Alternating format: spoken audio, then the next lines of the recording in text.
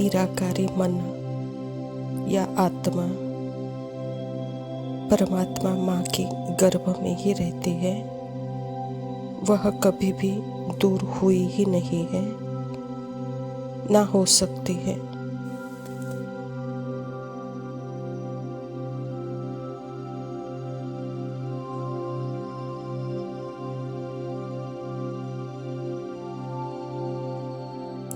जो टाइम और स्पेस में नहीं रहते, सुप्रीम मदर के गर्भ में रहते हैं।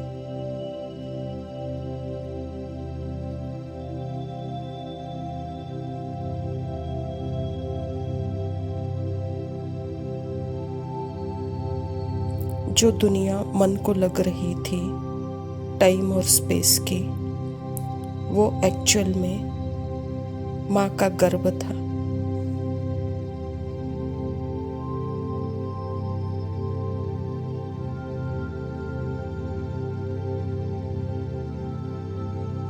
हमें जो भी टाइम और स्पेस महसूस होता है, वह एक दिखावट है। जैसे दिख रहा है वैसे नहीं है, मृग तृष्णा है।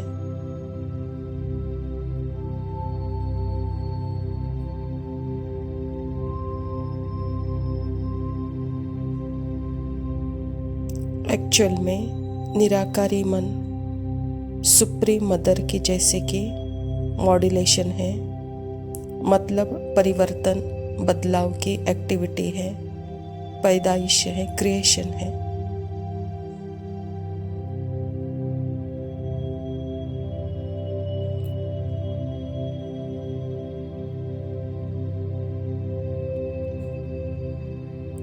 अगर साइलेंटली सुनेंगे तो सुप्रीम मदर की आवाज़ बहुत क्लियरली एक डिवाइन विस्पर की तरह जैसे बोल रही है, सुनाई देगी।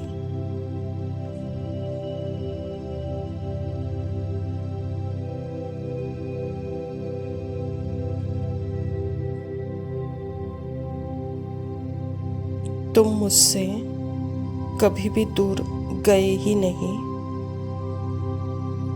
स्वप्न में तुम्हें लग रहा था कि तुम बहुत दूर चले गए हो मुझसे।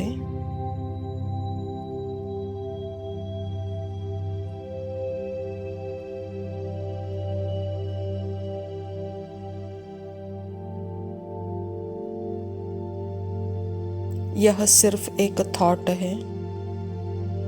अगर थॉट बंद हो जाए, होगी नहीं, पर अगर बंद हो जाए तो देखे इमेजिनेशन में, देखे कर्मेंद्रियों के अनुभव में, सब खत्म हो गया।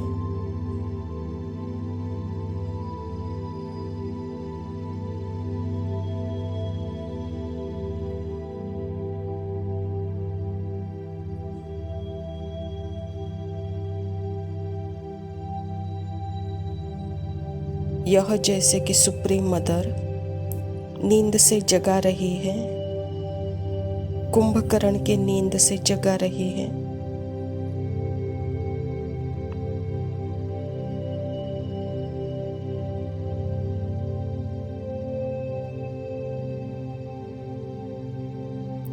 यह दिखाने के लिए कि हे निराकारी मन, हे आत्मा, तुम मुझसे जुड़े हुए हो, कभी भी अलग हुए ही नहीं और ना हो सकते हो।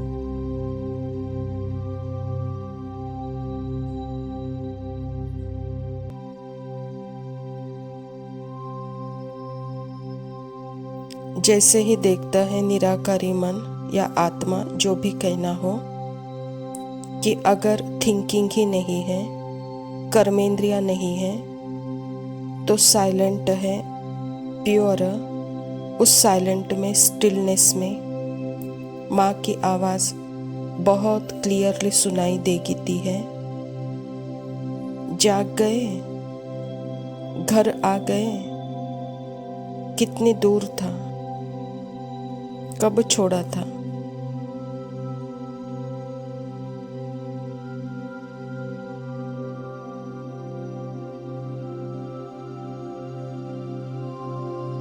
आत्मा जैसे अपने सुप्रीम मदर को प्यार से देख जैसे बिल्कुल ही अपने आप को लूज कर लेती है।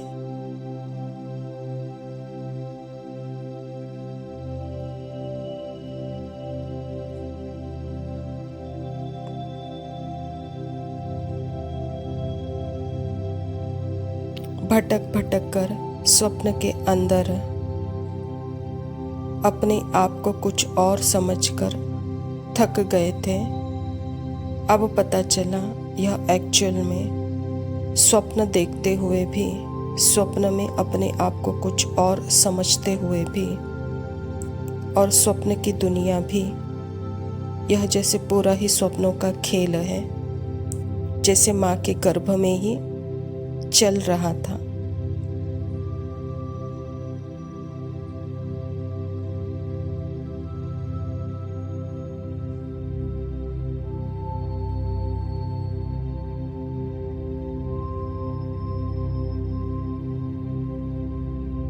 सुप्रीम मदर तो सब कुछ देख रहे थे, सब कुछ जानती है कि नींद में अपने आप को ह्यूमन बीइंग समझ रहा था, ह्यूमन समझ रहा था मेरा बच्चा।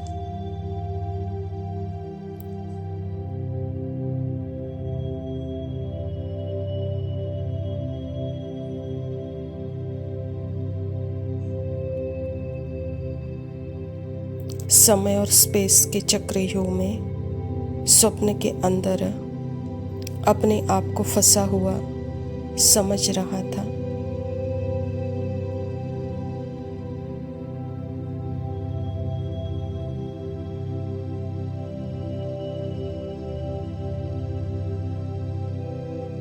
जैसे एक मकड़ी होती है, स्वप्नों का जाल जैसे उसी के अंदर ही होता है, पर जब जाल बुनती है, बुनने के बाद ऐसा लगता है कि वही जाल के अंदर है।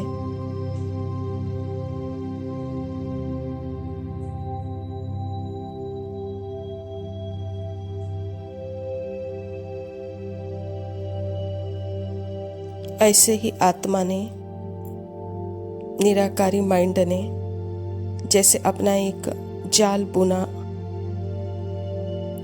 और समझने लगा कि मैं ही इस जाल के अंदर हूँ।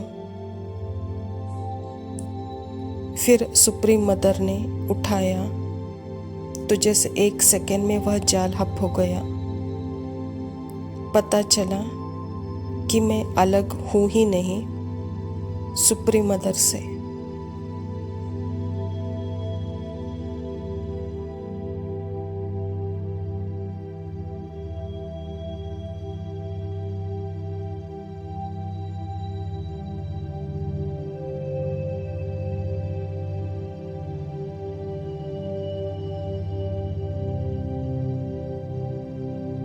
ओम शांति। प्रातः मुरली बाप दादा मधुबन। मीठे बच्चे, तुम ब्राह्मण सो देवता बनते हो, तुम ही भारत को स्वर्ग बनाते हो, तो तुम्हें अपने ब्राह्मण जाति का नशा चाहिए। स्वयं परमपिता परमात्मा शिव बाबा प्रजापिता ब्रह्मा के तन में आकर के अभी के समय में 3 धर्मों का स्थापना कर रहे हैं, ब्राह्मण, देवता और क्षत्रिय। तो बाबा कहता बच्चे, यह ब्राह्मण जन्म है ही पुरुषार्थी जन्म। इसी पुरुषार्थ स्थिति से भारत जैसे स्वर्ग बनेगा। इसी श्रेष्ठ स्थिति से जैसे तुम देवता बनते हो, तो सदा इस ब्राह्मण कुल का नशा होना चाहिए, कहता बाबा। प्रश्न है, सच्चे ब्राह्मणों की मुख्य निशानियां क्या होगी? उत्तर, सच्चे ब्राह्मणों का इस पुरानी दुनिया से लंगर उठा हुआ होगा। वह जैसे इस दुनिया का किनारा छोड़ चुके हैं। सच्चे ब्राह्मण वह जो हाथों से काम करे और बुद्धि सदा बाप की याद में रहे, अर्थात कर्म योगी हो।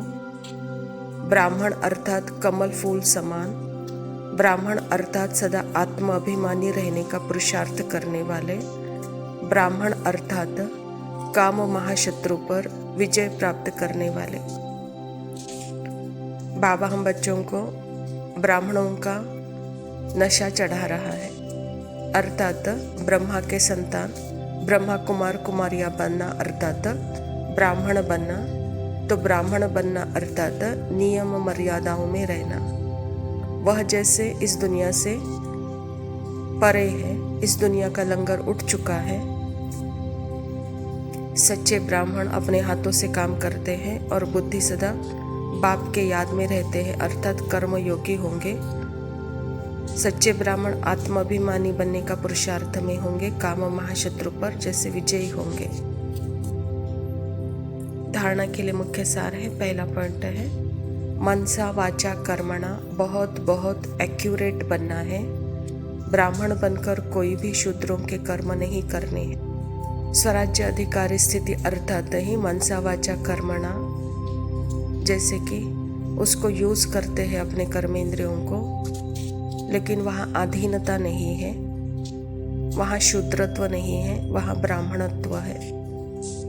दूसरा पॉइंट है बाबा से जो राय मिलती है उस पर पूरा पूरा चलकर फरमान बरदार बनना है। कर्मयोगी बन हर कार्य करना है। सर्व की झोली ज्ञान रत्नों से भरनी है। परमात्मा मिलना, उसकी श्रीमत मिलना अर्थात कोटि कोटि सौभाग्य, कोटों में कोई, कोई में कोई कोई मिलता है। तो यहाँ फरमान बरदार बनना है, कर्म योगी बनना है और ज्ञान रत्नों से अपनी झोली जैसे भरनी है और भरानी है। वरदान है डबल लाइट बन कर्मातीत अवस्था का अनुभव करने वाले कर्म योगी भव। जैसे कर्म में आना स्वाभाविक हो गया है, वैसे कर्मातीत होना भी स्वाभाविक हो जाए। इसके लिए डबल लाइट रहो। डबल लाइट रहने के लिए कर्म करते हुए स्वयं को ट्रस्टी समझो और आत्मिक स्थिति में रहने का अभ्यास करो। इन्हीं दो बातों का अटेंशन रखने से सेकेंड में कर्मातीत, सेकेंड में कर्म योगी बन जाएंगे। निमित्त मात्र कर्म करने के लिए कर्म योगी बनो, फिर कर्मातीत अवस्था का अनुभव करो। पापा कहता बच्चे, फरिश्ता अर्थात ही जैसे डबल लाइट स्थिति, कर्मातीत स्थिति। कर्म तो जैसे स्वाभाविक रूप से दिख रहा है, लेकिन जो कराने वाला है वह करा रहा है, और यह अनुभव जैसे डबल लाइट स्थिति में अनुभव होगा। यह जैसे ट्रस्टी होंगे, आत्मिक स्थिति में होंगे, सेकेंड में आएंगे और सेकेंड में कर्मयोगी बनेंगे। निमित्त मात्र होगा। स्लोगन है जिनकी दिल बड़ी है उनके लिए असंभव कार्य भी संभव हो जाते हैं। अच्छा मीठे मीठे सिकिलदे बच्चों प्रति माता पिता बाप दादा का याद प्यार और गुड मॉर्निंग। रूहानी बाप की रूहानी बच्चों को नमस्ते। हम रूहानी बच्चों की रूहानी माता पिता बाप दादा को याद प्यार और नमस्ते। लव यू पापा, शुक्रिया। ओम शांति। जो भी देना चाहे दे दे कर तार, दुनिया के तारनहार, दुनिया के तारनहार। तेरे फूलों से भी प्यार, तेरे कांटों से भी प्यार। जो भी देना चाहे दे दे कर तार, दुनिया के तारनहार, दुनिया के तारनहार।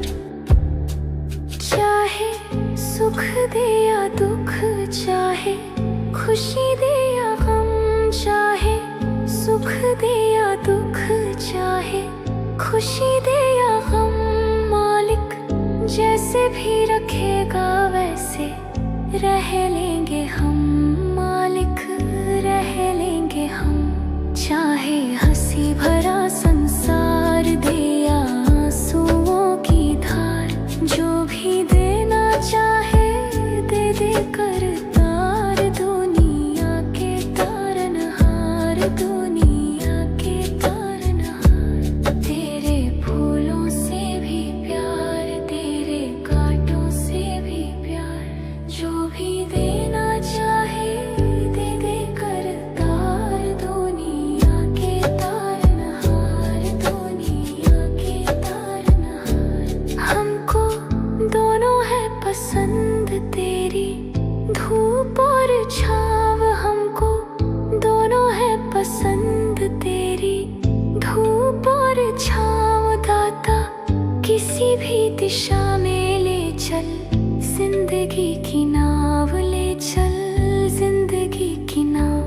चाहे हमें लगा दे पार डुबा दे, चाहे हमें मझधार जो भी